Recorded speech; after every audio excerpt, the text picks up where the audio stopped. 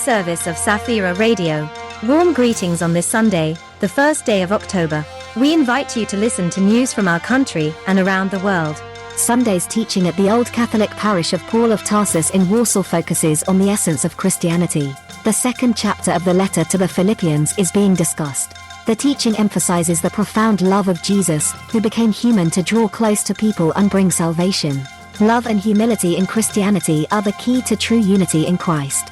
Archbishop Ian Ernest, representative of the Anglican Communion in Rome, expressed satisfaction with the synodal changes in the Catholic Church.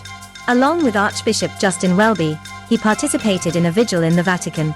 He emphasized the role of prayer in the synodal process and the tradition of Anglican synods. He sees joint prayers at St. Peter's Square as a symbol of Christian hope and unity, and the beginning of a new path towards a better world. A conference took place in Warsaw on the cultural aspects of family policy. The focus was on discussing the problem of loneliness among young men in Poland.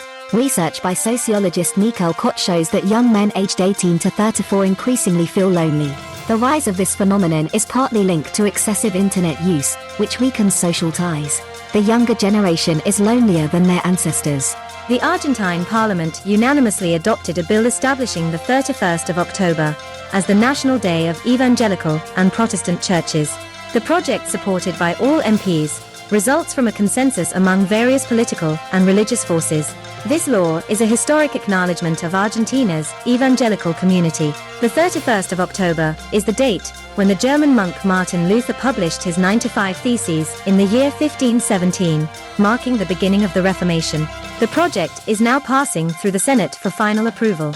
Pope Francis emphasizes that a culture treating food as a commodity is the cause of waste and hunger. He calls for a change in attitude and a recognition of the sanctity of food.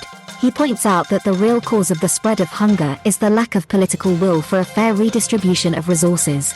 To counter waste, specific actions and decisions based on problem analysis are needed, starting with recognizing that wasting food is an injustice against those who are starving. France is battling racism and discrimination, but certain laws, such as the anti-separatist law of 2021, are controversial among religious groups. The World Evangelical Alliance expressed concerns that the law introduces oversight of religious organizations. The National Evangelical Council in France and other religious organizations raised the issue of violating the law separating church and state from 1905. A guide dog, escaping from wild piers, fell into a river full of crocodiles. Instead of becoming an easy meal, the crocodiles helped the dog get to the shore. The event was described in the magazine Journal of Threatened Taxa. The monthly dedicated to nature conservation describes research on crocodile behavior in the Savitri River in India. Biologist Chris Murray from Southeastern Louisiana University pointed out there could be many reasons why the crocodiles did not attack the dog.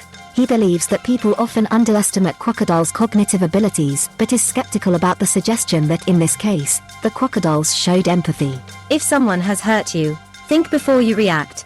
So advises Jewish wisdom. Revenge can harm both parties. Instead, focus on forgiveness and understanding. Criticizing others often reflects our imperfections. A strong person doesn't criticize, but helps others find strength in themselves. It's essential to listen to your emotions and not make hasty decisions. Don't try to change others, focus on your transformation. That's all in today's news service. We wish you a pleasant Sunday. May God bless us all.